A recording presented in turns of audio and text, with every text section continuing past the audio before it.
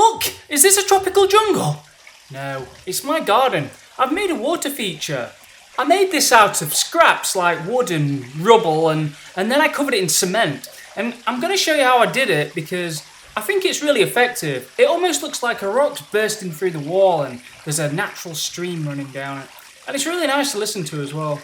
So, watch my video, save money and get yourself a massive tropical water feature just like mine.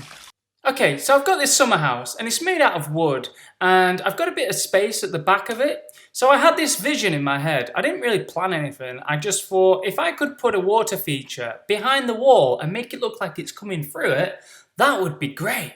So I started cutting holes out. I cut a hole out the decking and I cut a hole out the back of the fence so you can see straight through there into the neighbour's garden. So that was the first thing I did. So next I dug out a hole about a foot deep and I lined it with pond liner. You'll see in the next picture.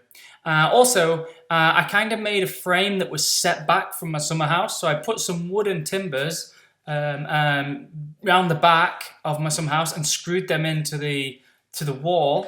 And then I fastened a large piece of plywood onto them timbers from the back.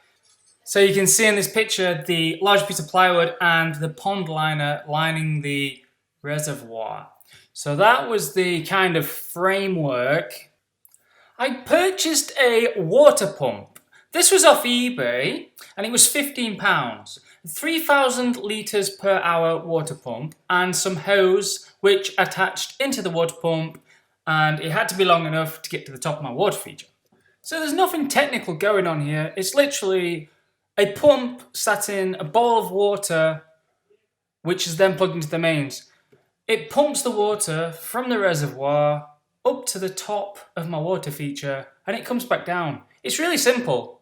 So here you can see my foot and the reservoir and the pond liner. Well, what I've done, I've fastened the pond liner to the decking with drawing pins because drawing pins are really handy. I use them a lot. They just fasten in, push in with your thumb, brilliant, whole thing's secure for time being. And also you can see the annoying beam which I've had to shape my pond line around and use silicone sealant so it's all leak proof.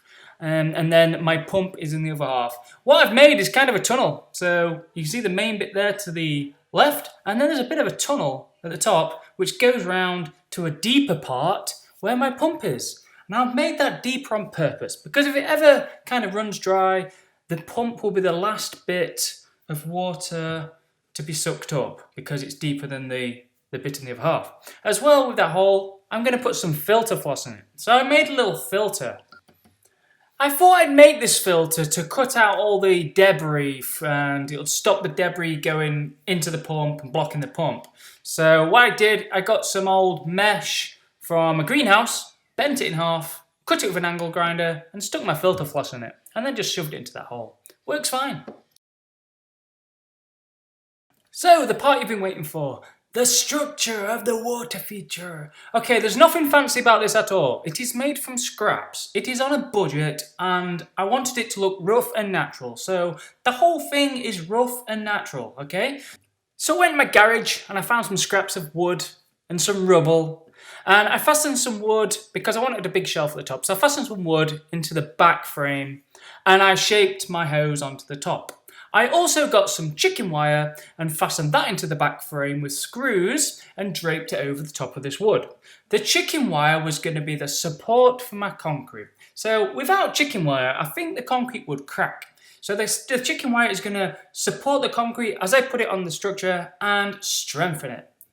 Okay, you've got to be creative because what you're going to be doing is fastening random pieces of wood and shoving rubble blocks into chicken wire. So you have to have a creative vision of what you want the end piece to look like because you're going to be making shelves, you're going to be making inlets, you're going to be making knobbly bits and basically use your artistic talents to build your structure. So here you can see some little rubble blocks. I've been pushing them into the chicken wire to support the concrete when I put it on the wood. So as the structure went on, I decided I wanted a shelf midway for the water to drip off the main shelf down onto this mid shelf. Now because it's going to be made out of rubble and concrete, I know it's going to be heavy. So I stuck some wooden brackets in there for extra support. So off them brackets, I placed a large piece of timber and screwed it all in secure. Again, you have to be creative, use your imagination, and just keep building. As you are building, make sure you look at the water feature from every angle so you can see how far out it's going to come. That will determine how far the water is dripping. You don't want it dripping too far into your room. Keep going with your structure, fastening wood, pushing rubble in, stretching that chicken wire over and screwing it all in with screws, making sure it's absolutely secure. You don't want any movement because you don't want any cracking. Halfway through this, you'll think, what the hell am I doing? What is this? It looks ridiculous. But don't let it put you off. Keep going and keep that vision of the end product in your head, because that will keep you going. So I made the overhang and I then built the underneath using mainly rubble on this because I knew the concrete's going to be hanging off and it bonds better to rubble. So I put lots of rubble in there, built it all up, nice and compact. I started running out of scrap, I just got the wire mesh out of an old greenhouse and I just fastened that into the back frame because I knew that was going to add strength to the concrete and was going to build it out a bit. So more bits of wood, random angles, different ledges, shelves, and then towards the bottom I got some big paving slabs and placed them over that pump area. Now, the big slabs were going to be placed strategically because I was going to put a thin layer of mortar around the edge of these, and the largest of them, I was going to make it so I can actually remove that slab to access the pump if needs be. But I did make sure that I could reach the pump with my hand in that filter tunnel if needed. But just think ahead and think about things like that. If your pump's going to break, how are you going to get it out? If you've got a blockage, if a fish gets caught, whatever, think ahead and plan for all eventualities. So I decided to get the pump up and running and turn it on and see if it pumps the water out the top. And it did. It looks weird at this stage because it's just a load of rubble in some chicken wire. But again, look past it, think of the final piece. This is just to make sure all the electrics are working and the pump is actually pumping the water. So once you've seen that, you can go ahead and mix some concrete. So here we are, my experiment. Now this is an experiment with colour. So I got some black fabric dye and I mixed it with my cement. And my cement is 4 parts sharp sand to 1 part cement. And I then just put 2 tablespoons of black dye into my cement. And I was going to put this on the top ledge and see how it dried. It's kind of an experiment, this ledge. If it was too dark, I was going to go ahead and reconsider how I was going to do my cement.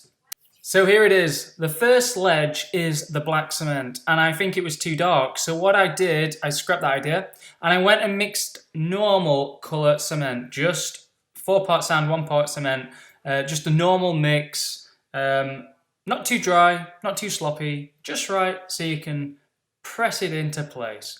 So yeah, it was too dark with the dye in the cement. So the idea of colouring it would be to mix some dye with water and some cement, really runny mix, and then paint the dye onto the cement with a paintbrush and let it soak into the cement, and then once that's dry, go over it with some concrete sealer. This is waterproof sealer that you paint onto your concrete to keep it watertight. So carry on building your structure out of cement. Sloppier cement sticks to the underneath a lot better than the dry stuff, I learnt. Also, I went to caveman mode. I used my hands for this, obviously wearing rubber gloves because cement burns the skin. I used my hands to create 99% of the structure. Scooping the cement out with my hands, sometimes rolling tight balls, and then sticking them in to the chicken wire, sticking them around the rubble, and work it in with your hands, moulding different shapes. I'm going to show you a video now of how I shaped the concrete to look like stone, which is obviously very important because you don't want it to look like a bunch of cement. So here I am with my trowel and I'm simply gouging out shapes within the cement. This has been going off for about an hour and a half. So you let it go off a bit for an hour and a half and you gouge out some shapes and then you brush it with a stiff brush. Dab, dab, brush. Dab, dab, brush. If you dab it, you get little holes. If you brush it, you get a nice stony texture. So just cutting out some more lines. I went for the slate look, so I'm looking for angled, chiseled lines for slate. So then we brush out the debris, giving it some nice texture. And the paintbrush is just an amazing tool. Ignore my hairy chest. I didn't know that was in there.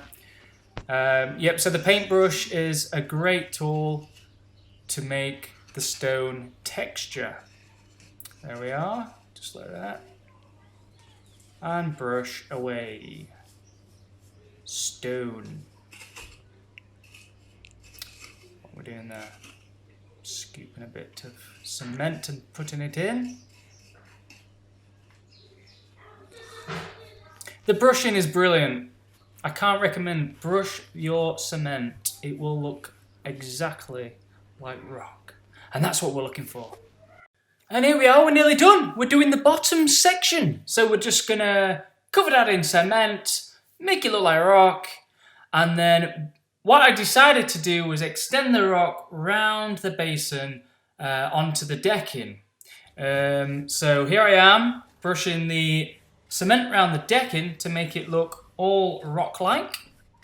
Now, once you've completed this final step of cementing, I would leave it to dry for 2 or 3 days, depending on the heat.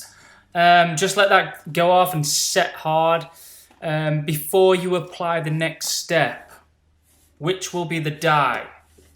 So I got a bucket and the mixture was just some cement, water, and then this velvet black fabric dye. I mean, you can go out and buy some concrete dye if you like. I had this in the cupboard. That's why I'm using it. It was a bit of an experiment. It works perfect, you know.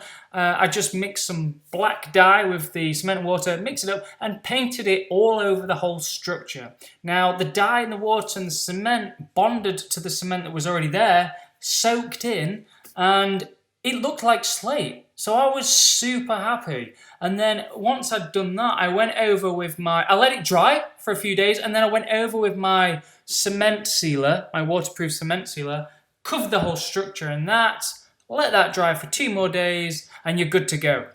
I can't tell you how happy I am. I've got a waterfall in my summer house. It looks real. Love it. Get one made. The bits of slate are to project water splashes back into it. So there is a few.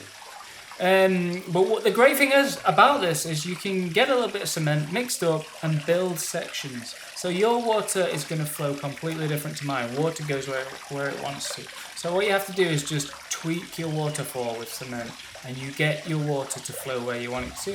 And it takes some tweaking to get it right. Mine's nearly there, but I'm so pleased with it. I might even get some fish in the bottom there. That'd be nice. But thanks for watching. Please subscribe, ring the bell, and watch out for some more videos. Thank you.